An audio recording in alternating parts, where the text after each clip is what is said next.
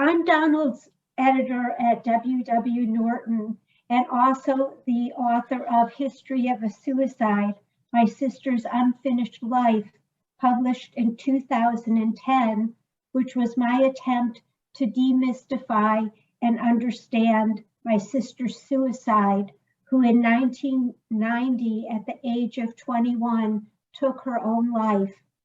The signs were there, but like many people who are close to a loved one, we didn't see them or fully understand her suffering and her act.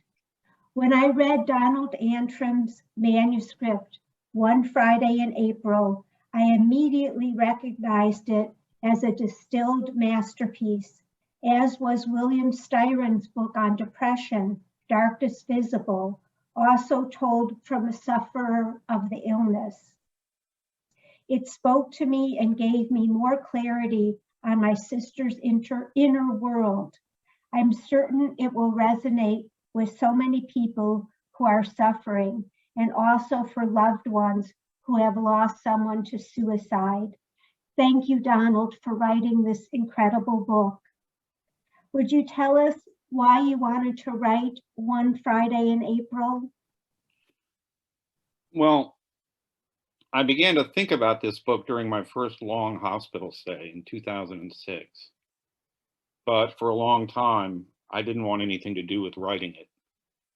Once I was out of the hospital, getting stronger and stronger, I wanted to write another novel. I have an old manuscript that I want to bring back. But this project, the work on suicide, the idea of it, kept getting in the way, really. I think that I felt an obligation to it. I remember from my time in the hospital how difficult it was for me to describe my experience. And I saw in other writers on depression and suicide a tendency toward metaphor and hyperbole. How to describe suicidal illness, I couldn't imagine. But the book, the unwritten book, became something of an obsession. And eventually, after several years had passed since being in the hospital, I got down to it. I'd had the idea that the suicide wants to live and not die, that we were trying in deep illness to stay alive. And it became clear that the way the way to describe this was to simply do that, to describe in simple terms physical and mental symptoms and experiences. I thought that if we understood that the suicide wants to live, that we could begin to describe suicide as a long-term illness, a history, and not just a consequence of feeling bad. So I began to think of suicide as consequent on trauma and isolation. And once I had this understanding, I felt a real obligation to the work. It seemed to me that I might, if I were on the right track, add something to our understanding of suicide. So I put everything else aside and began writing in simple, concrete sentences without recourse to metaphor, the story of my own illness. It took over 10 years to come to this, and it felt like a privilege to undertake. Thank you, Donald.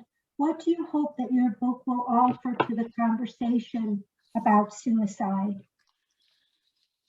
Demystification, really. I hope that this book will help to demystify suicide. Right now, we treat suicide as an unfortunate outcome or as something we just didn't see coming. And in either case, we regard it as enigmatic and inexplicable. We ask questions like, why did he do it? Or why did she? Why did they? What more might I have done? These questions expose our often befuddled reaction to suicide. Maybe if we were to see suicide as a disease process, as something happening over time, rather than as just the event itself, rather than that alone anyway, we might be more clear-headed about what's going on. I was sick for a long time. In my life, I was sick before I became acutely suicidal. Looking back, I can see a progression of illness going all the way back to my childhood.